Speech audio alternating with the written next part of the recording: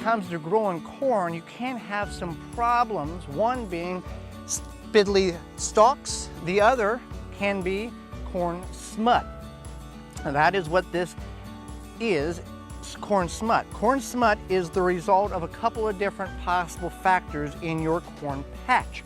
Corn smut can occur if you have very wet springs, dry summer, followed by more heavy moisture. That's not necessarily a problem with our particular corn patch here, our sweet corn patch, because we have a consistent watering with our irrigation system. The other contributing factor, which is the result of our corn smut, is high levels of nitrogen in the soil. This corn here is the second year planting in this particular patch.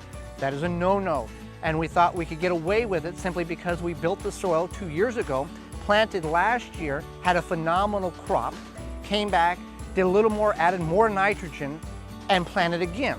Now this is occurring on half dozen, 8, 9 ears of corn.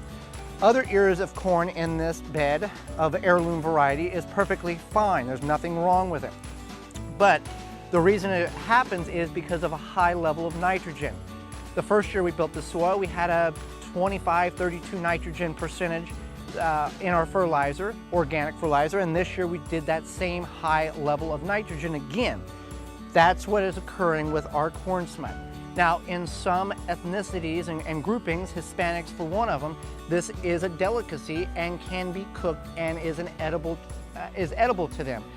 There are recipes online to learn how to cook it down correctly so it's cooked correctly and properly.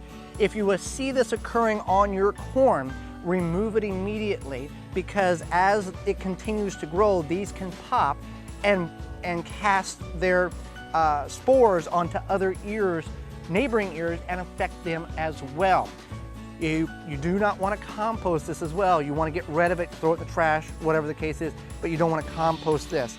So in an area that has a high level of nitrogen, we won't be planting sweet corn in this bed ever again. But how can you combat that if we have a very high level of nitrogen in the soil?